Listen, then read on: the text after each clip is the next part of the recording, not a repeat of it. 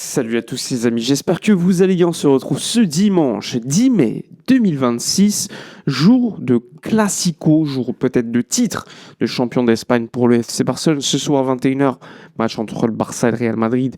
Dans cette vidéo, on va revenir sur les 11 probables des deux équipes, les 11 qui pourraient jouer et qui pourraient décider du championnat d'Espagne dès ce soir. On va aussi parler de plein de choses, les petites interviews d'avant-match, les propos de flics. Bref, plein de choses à évoquer au sein de cette vidéo. N'hésitez pas à vous installer tranquillement. Ça va monter petit à petit. Ce classico est hyper important parce que je sais qu'il y a des gens qui se disent bon, dans tous les cas, le Barça aura quand même beaucoup d'avance en Liga. Mais non, en Espagne, il y a un vrai truc. Il y a un vrai truc dans tous les cas parce que le classico, gagner le titre face au Real, c'est jamais arrivé dans l'histoire. Bref, on va en parler dans cette vidéo. Donc n'hésitez pas à liker, commenter, partager, booster la vidéo, c'est super important pour le référencement et n'hésitez pas à vous installer tranquillement, on va s'éclater dans cette vidéo, on va parler de beaucoup de choses. Juste avant de commencer, n'hésitez pas sur Twitter à follow un compte qui s'appelle Foot de Barça, c'est un compte qui relaie l'actualité du Barça, donc n'hésitez pas à leur donner un petit soutien en allant retweeter leur tweet, en vous abonnant également à leur tweet, à leur compte, ça permet de soutenir également les créateurs qui se lancent, et ça fait plaisir, donc n'hésitez pas non plus à leur donner du soutien, tous les détails en description de vidéo. On y va, on débute. Alors le Classico c'est ce soir, avec quelques absences.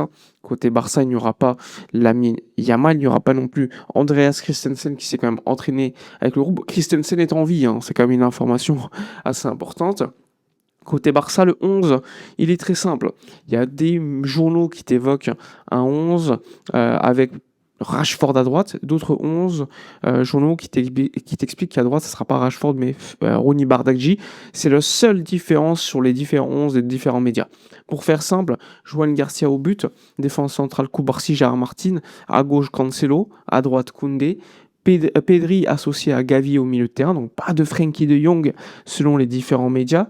En 10, Olmo, à gauche Fermin, en 9, Lewandowski, et à droite, un journal va te dire Rooney, un autre journal va te dire Rashford, donc c'est la vraie inconnue. Il faut se rappeler que Rashford contre Osasuna était rentré sur le côté droit en sortie de banc, il avait fait la différence avec son centre pour Robert Lewandowski, rappelez-vous, donc ça peut être également une alternative sur le côté droit. Rafinha ne sera pas titulaire, Rafinha va commencer sur le banc, on s'y attendait. Les médias parlent d'un jeu, d'une durée de jeu de 20 minutes pour ce soir pour le capitaine brésilien. D'ailleurs, il a été interrogé avant le Classico concernant son avenir. Il a dit « J'ai un contrat jusqu'en 2028, moi je veux rester de longues années. Et si le Barça veut même me prolonger, moi je suis prêt à parler avec le club. » Donc un Rafinha qui est venu quand même rassurer les fans qui étaient inquiets par rapport à l'avenir du joueur brésilien qui était annoncé par certains médias sur le départ. Lui, il est venu directement démentir cette information. Il y a aussi le retour de Marc Bernal. Alors Marc Bernal, c'est son premier Classico. Alors il ne sera pas titulaire, mais ce sera son premier Classico et c'est le seul joueur de l'effectif qui n'a pas encore joué contre le Real Madrid. Donc c'est quand même important de le signaler. Il n'y a pas de Jong titulaire a priori selon les médias. Moi, ce qui me surprend un petit peu quand même, parce que De Jong, rappelez-vous l'année dernière, le Classico qu'il fait à Montjuic, lorsqu'on gagne sur le score de 4-3, c'est un classico estampillé de Jong, parce qu'il y a Lamine, il y a Rafinha, etc. Mais il fait un match extraordinaire, Frenkie, l'année dernière à Montjuic. Ça m'étonne un peu. Il revient de blessure, certes, il n'est pas titulaire, Gavi est passé devant lui, mais moi je pense que De Jong devrait commencer parce que c'est un joueur qui te permet de garder le ballon, qui te permet aussi d'avoir un Pedri différent, parce que quand Gavi est avec Pedri est aussi obligé d'aider à la sortie de balle parce que Gavi n'a pas forcément cette qualité.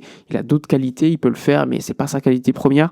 De Jong, lui, il n'a pas la qualité de Gavi pour aller au contact, pour aller au contre-pressing, c'est pas la même chose. Néanmoins, pour les sorties de balle, là, t'es à domicile, De Jong t'aide beaucoup. Donc, l'idéal, c'est d'avoir un joueur qui puisse faire les deux, mais c'est compliqué.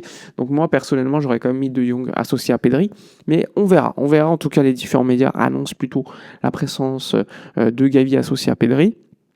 À gauche, c'est Fermin, parce que Rashford n'a pas convaincu à ce poste-là. Donc ça va être clair comme lors des derniers matchs. Fermin à gauche, Fermin qui a été encore une fois décisif à Getafe il y a quelques semaines à ce poste-là.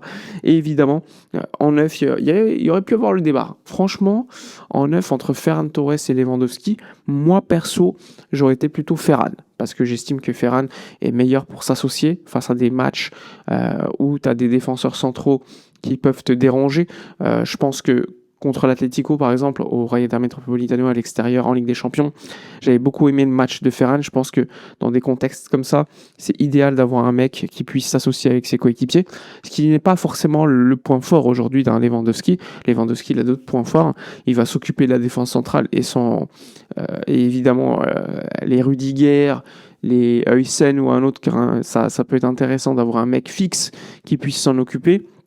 Mais je trouve que Ferran, lui, a cette capacité de s'associer. À Montjuïc, l'année dernière, c'était déjà lui qui était titulaire. Et je suis pas sûr qu'avec Lewandowski, on aurait eu ce match-là. Donc, pour moi, j'aurais peut-être mis Ferran aussi à ce poste de neuf. Mais les médias annoncent la présence de Robert Lewandowski, peut-être, pour son dernier Classico. Donc, à voir. Côté Real Madrid. Alors, Real Madrid, au milieu de terrain, vous le savez, comme il n'y aura pas Fede Valverde qui est suspendu, mais pas que, il est absent pour traumatisme crânien, parce qu'il y a eu évidemment la table qui lui est tombée dessus accidentellement, a priori, eh bien il sera absent 2 semaines, donc il n'est pas là. Et au milieu de terrain, on devrait avoir un milieu de terrain côté Real composé de Tchouaméni, qui est évidemment lui bien présent, de Thiago Pittarch, Bellingham et Camavinga, donc ça devrait être un milieu à 4 du côté du Real Madrid.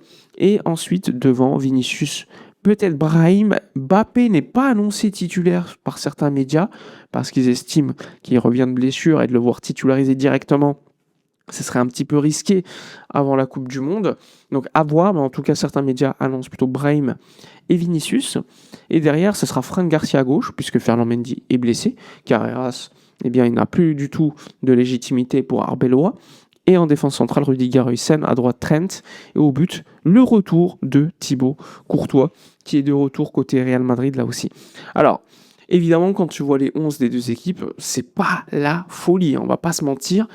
Les gens peuvent se dire que c'est un classico un peu moins premium, mais non, c'est pas de notre faute. Si le Barça a 11 points d'avance, il y a des absents, comme Lamine, comme Rafinha qui est pas dans la forme de sa vie, qui est Lewandowski qui est en déclin et tout, il n'y a pas de problème.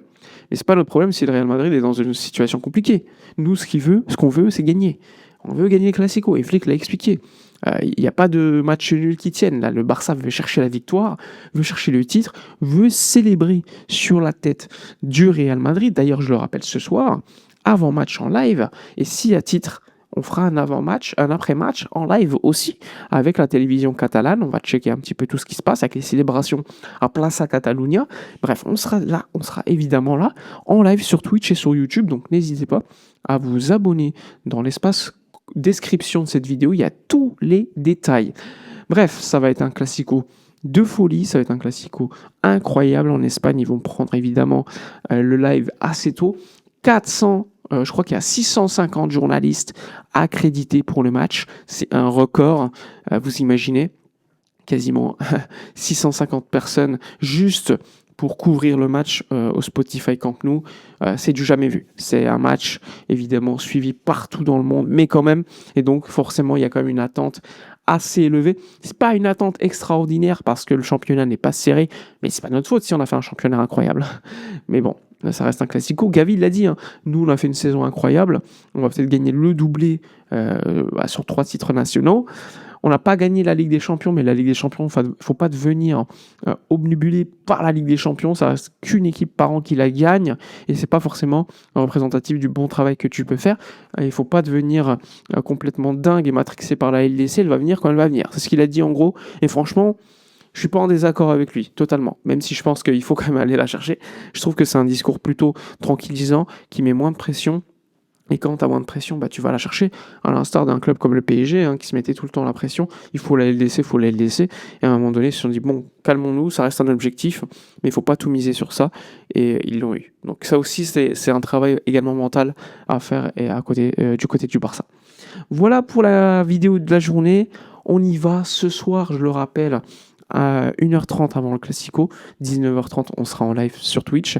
N'hésitez pas à vous abonner au compte Twitter que je vous ai partagé dans l'espace commentaire. Ça fait plaisir de pouvoir les soutenir. Un compte qui relaie l'actualité du Barça sur Twitter. Je vous remercie par avance. On se retrouve ce soir et espérons un bon match et une victoire du Barça. Ciao!